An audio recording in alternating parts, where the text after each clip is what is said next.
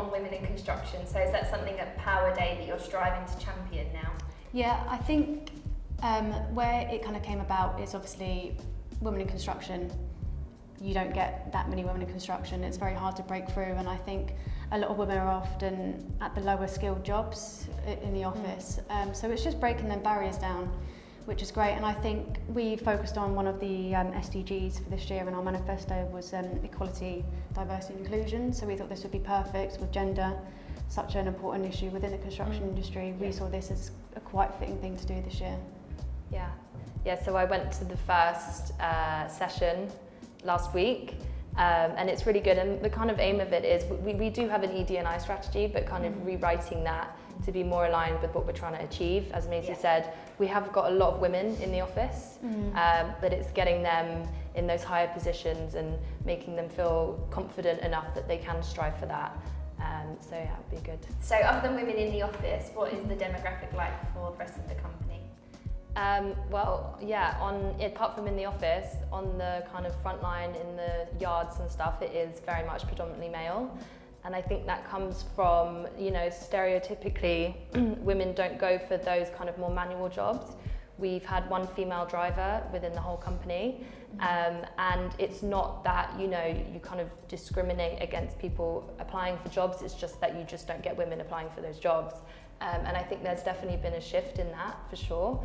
And that comes from just breaking down those kind of barriers and stereotypes of what typically women kind of do, and being on a grafting job, bricklaying, anything like that, those kind of skilled jobs, traditionally you do just get men applying for them.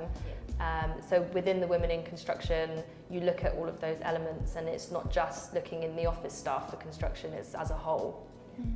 I also think the reason why there isn't that many women in construction is because it's often seen as quite a dirty industry to be in, if that makes sense. And I think definitely within the past few years, the construction industry is becoming more attractive, because I don't think people realise how broad it is. There's kind of sustainability, marketing, there's so many departments in it, and then you can be on the ground as a ground worker, bricklayer. It's so vast and so broad.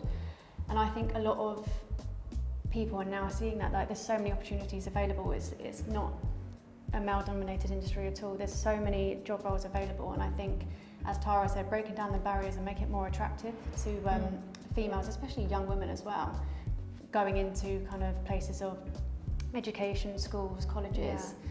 I think that does come from just an education point of view as well, educating people that there are other jobs out there, like being a project manager on site, a quantity surveyor.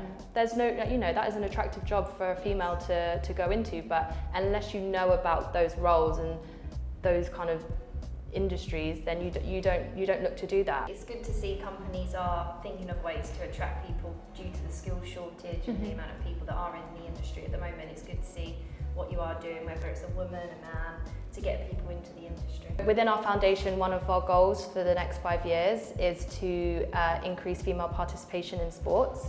So obviously we work with London Boxing, there's 110 clubs across London, predominantly male participation. And so there's been initiatives that we've been putting in. Whenever we refurb a gym, we'll put in a female changing facility, because a lot of those gyms, they didn't even have female toilets. We've also partnered with a social enterprise called Hey Girl, which is trying to tackle period poverty. So we're putting period products into all of the gyms across London, just to kind of, give women that, they feel welcome in the gyms. More inclusive. Yeah, more inclusive. Yeah. And we have, at one of our boxing gyms that we work with, female-only classes that they can go to. So they can go and see if they like it, and then go from there. And then we're also working with a campaign called This Girl Can Box, and that puts on female-only boxing shows across the UK to showcase the talent of female boxing, and also give them the opportunities to enter bouts, so that they have the experience under their belt. So they'll be putting on a show later this year. I went to one a few weeks ago, and it was amazing, just like the pure power of these women. They're amazing boxers, but they just don't have the same opportunities as men. And we have Shannon Courtney, she's our ambassador for the foundation, so she's a professional boxer. And so she's great to kind of be a role model to these female boxers, that you can go out there and yeah, there are things out there for you to do, and it's it's amazing. Trying to bridge the gap of employment with the boxing clubs and getting kind of members of these boxing clubs into full-time employment. Okay. Because as it stands, a lot of these clubs are in very marginalised areas, hard to reach parts of London. They don't have the same opportunities. They really struggle to kind of get jobs, and they don't have the skills or the mentorship.